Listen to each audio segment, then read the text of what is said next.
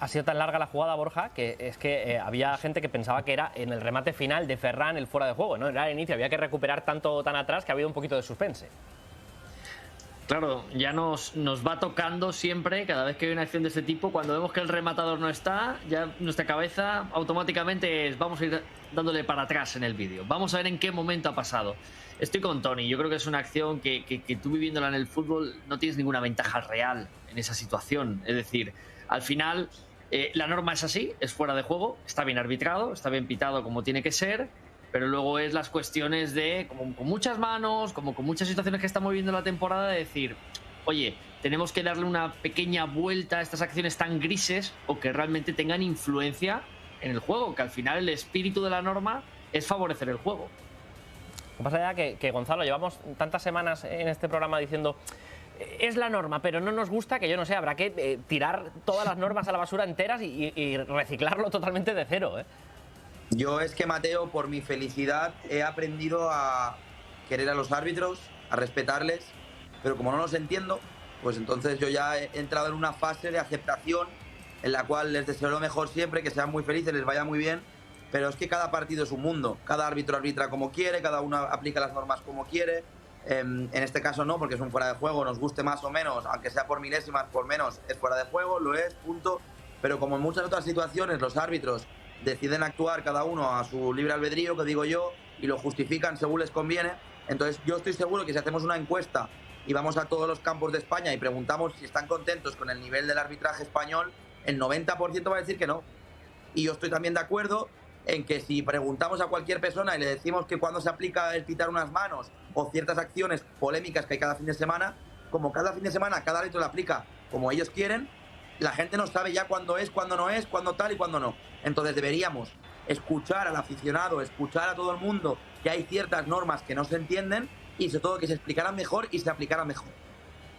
Yo escucharía, sí, claro. Yo escucharía a los aficionados y a los periodistas que en algún momento de su vida quieran conocer los criterios y conocer la circular 3 del comité, que se explica todas las pretemporadas, aparte de una charla donde los periodistas a nivel nacional están convocados para conocer los criterios antes de que empiece la temporada y así poder hablar de...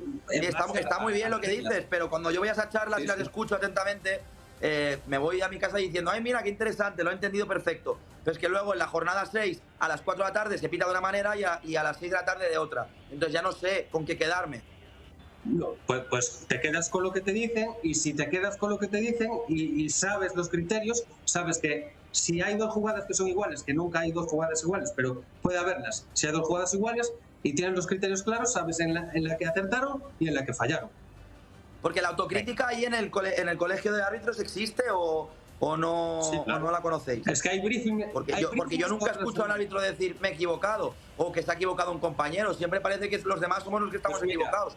Todos los martes tienes los tiempos de revisión que el CTA explica la jugada si acierta. Mi programa favorito. Las que quiere. Las que mi quiere. Programa favorito. Las que quiere, no, las que elige Morientes, las que elige Sandoval y las que elige Morientes, ¿no? Oltra. Morientes, Oltra y Sandoval.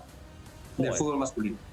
Por cierto, a mí me gusta mucho, y lo digo completamente, el que se haya tomado la determinación de explicar algunas jugadas. ¿Aprendes los criterios ahora, o no aprendes? Usío, y aquí, perdonad que interrumpa, pero estoy en una parte con Gonzalo. En el momento que hay jugadas grises, en el momento que hay jugadas interpretativas, el problema es que cuando vamos a estas charlas que nos dan ciertas explicaciones, en el momento que un árbitro de campo interpreta diferente a un compañero, no hay dos jugadas iguales, a mí, por ejemplo, eso sí me suena ya a una excusa antes de empezar a explicarme lo que ha pasado. No me vale. Yo sé que las jugadas pueden ser muy parecidas, no idénticas, etcétera. Pero si hay un contexto igual o un contexto, una acción medianamente parecida, no puede ser que un colegiado tome una determinación absolutamente diferente al de otro. Pueden ser parecidas, dudosas, pues uno ha sacado amarilla y otro ha visto roja, pero bueno, zonas grises, lo que hablamos. Pero sí, yo sí que he hecho en falta el que haya un poquito más de crítica real, sobre todo porque creo que va a darle mucha más credibilidad al colectivo arbitral, porque no lo hacen con mala fe, y eso es, por supuesto, yo soy de los que no creen historias de estas. Pero precisamente el querer justificar siempre que casi siempre lo hacen todo bien y que es un problema nuestro de interpretación, eso es lo que para mí les separa mucho más del aficionado. Pero si estamos viendo en tiempo de revisión, estamos viendo que hay veces que le lleva la contraria al árbitro de campo y al árbitro de VAR, a los dos. Nunca tuvimos tanta transparencia como a día de hoy a nivel arbitral, porque nunca hubo vídeos, nunca hubo nadie que dijera, oye, esto es así, oye, esto es asado. Y ahora que de repente aparece el TTA, el miembro que dice los criterios, lo que tenemos que hacer los árbitros, lo que no, cuando sale y se dispone a hablar de jugadas concretas y cuando hay errores y cuando hay aciertos, estamos criticando que también haya eso. Eso no se critica, ¿eh? El programa a mí me parece fantástico y vamos, insisto, me parece la mejor medida que ha tomado el CTA en mucho tiempo, porque creo que es acercar a la gente la realidad de revisar lo que ha podido hacer mal un colegiado, lo cual es muy bien. Pero a mí, por ejemplo, que hable el colegiado me parece muy interesante. El propio colegiado de una explicación de por qué pita las cosas o por qué ha podido hacer. Pero te dirán que no, Borja, te dirán que no quieren tener el protagonismo, que los protagonistas son los jugadores y que ellos no tienen que hablar. Yo digo porque por ahí alguna vez lo hemos debatido esto y creo que, vamos, no tiene pinta que vaya a ser así. Hablan en momentos puntuales, final de Copa, tal, no sé qué, y ya vimos la que se montó con De Burgos. Son protagonistas, Mateo. Son protagonistas, son parte. Sin un árbitro no se juega un partido. Entonces, más protagonista que este no puede haber. Es decir, lo que tiene que ser es en positivo. Y mientras más desapercibido, mejor. Pero si algún día tienen que dar una explicación, yo creo que sería mucho más sano para todos. Pero bueno, es una opinión muy personal. Vamos a ver la siguiente acción polémica del partido. Antes de entrar con la de Lisi, con ese gol anulado a Club Atlético Osasuna, un posible penalti sobre Rashford, jugador del FC Barcelona, en esta acción que vamos a ver a continuación. ¿Qué te ha parecido, Uxío? Bueno, pues me parece que Rashford se adentra en área rojilla y él hace un pequeño movimiento con su pie derecho buscando el contacto con el jugador de Osasuna. Así que yo creo que Cordero Vega lo ve de buena manera y decide no pitar nada. Busca más el británico el contacto con el jugador de Osasuna que al revés. Hago un repaso rápido, casi telegráfico, para que me digáis si veis penalti o no en esta acción. Porque es verdad que hay contacto, pero muchas veces hemos dicho, Tony, que no todos los contactos son penalti, evidentemente. Correcto, hay que ver quién pone, qué intención hay, qué fuerza tiene. A mí esto me parece un jueguen de manual. Borja. Para mí no es penalti. Gonzalo. No es penalti, Mateo, pero por favor, llévame ya a la jugada del penalti de la otra área. Voy ya. Te lo pido, por favor. Te llevo de la mano, Gonzalo. Te llevo de la mano. Primero vamos a escuchar al técnico del Club Atlético Osasuna, a Lisi, hablar sobre esta acción que enseguida analizamos. Venga. Es que me gustaría verla con otras imágenes, porque en la tele no lo han puesto mucho. No sé bien ese aspecto del reglamento, pero me gustaría entenderlo porque Catena no se cae solo. Si lo de Catena es involuntario y es falta al portero, pues si el anterior es involuntario también, o ninguna de las dos es falta, o las dos son faltas y entonces es penalti. Igual el reglamento dice algo diferente, preguntaré y igual me contestan, no sé. Está de suerte Alessio Lisi porque experto de reglamento tenemos aquí con nosotros en Directo Gol. Uxío, cuéntanos un poquito qué ha pasado y por qué está tan cabreado el Club Atlético Osasuna, o por qué no entiende Lisi lo que se ha señalado. Yo entiendo las palabras de Lisi perfectamente, pero se olvida de un pequeño matiz, que es el criterio de que hace falta algo más para señalar penal. Por lo tanto, lo de Eric García, Koundé con Catena no es suficiente para quitar pena máxima por eso, pero sí lo que Catena derriba al portero del Barça y le hace perder el balón.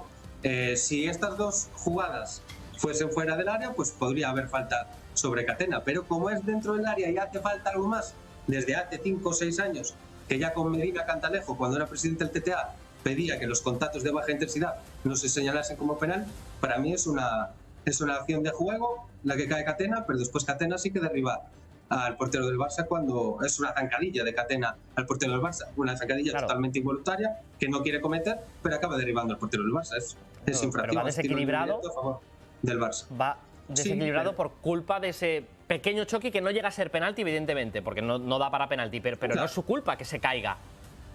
Sí, pero tú puedes hacer falta sin querer cometer falta. Tú te caes, pierdes el equilibrio en el medio del campo y tiras al jugador que ya está en posesión del balón. Es falta igual.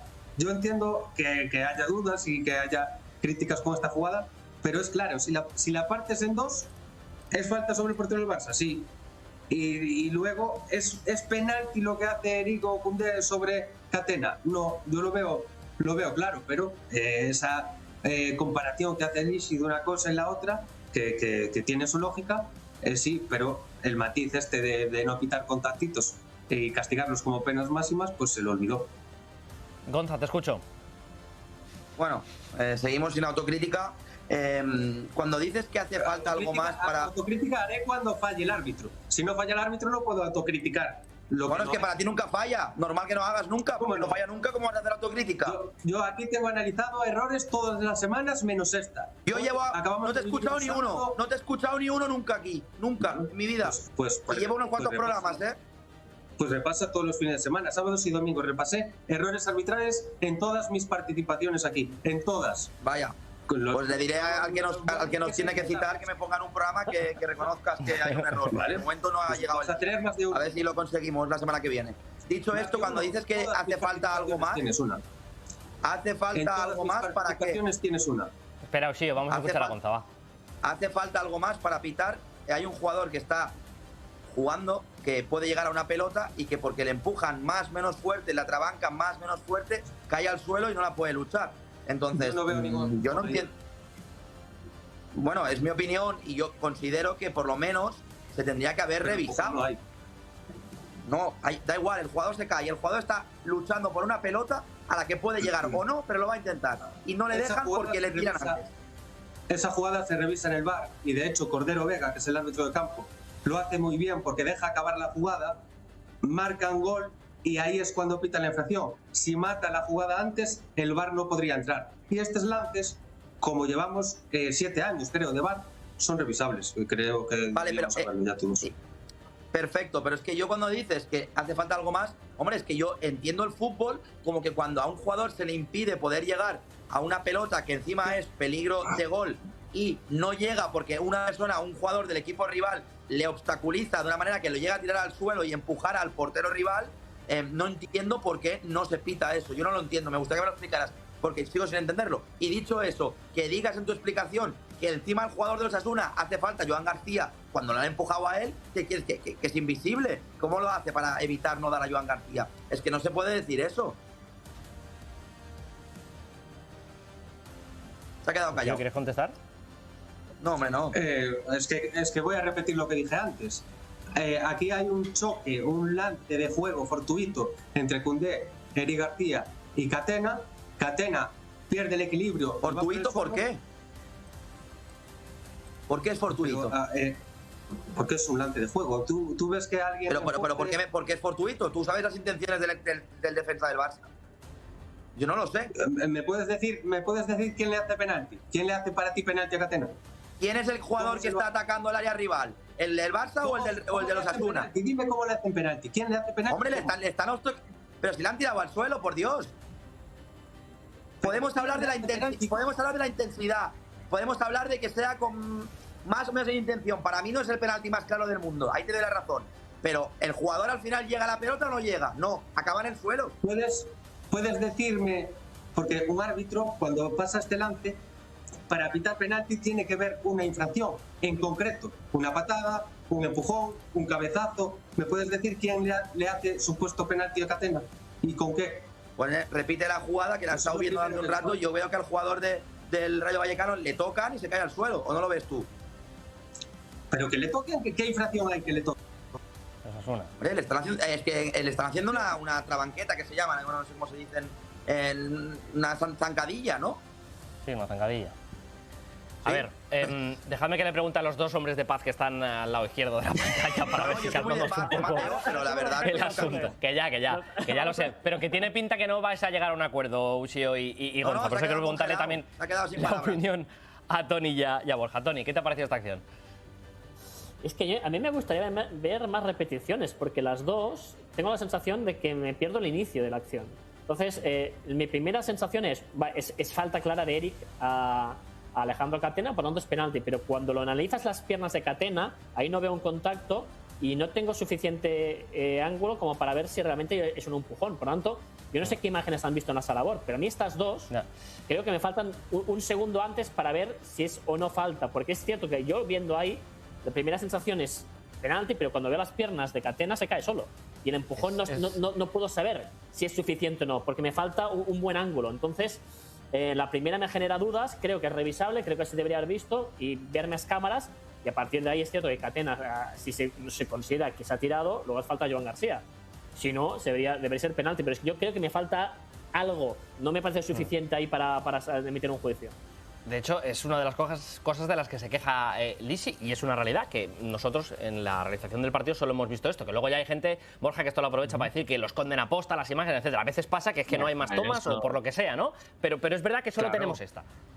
Claro, es que eso ocurre, no es premeditado, vuelvo a lo mismo, ¿no? De los conflictos siempre. Yo coincido en que creo que ese gesto que hace Eric García, poniendo la cadera y perfilándose de esa manera, de alguna forma produce el desequilibrio de Catena. Yo también lo creo así, viendo la imagen, y luego posteriormente hay falta porque acaba arrollando a Joan García. Pero es cierto que ninguna imagen nos aclara exactamente en cuánto se produce el impacto.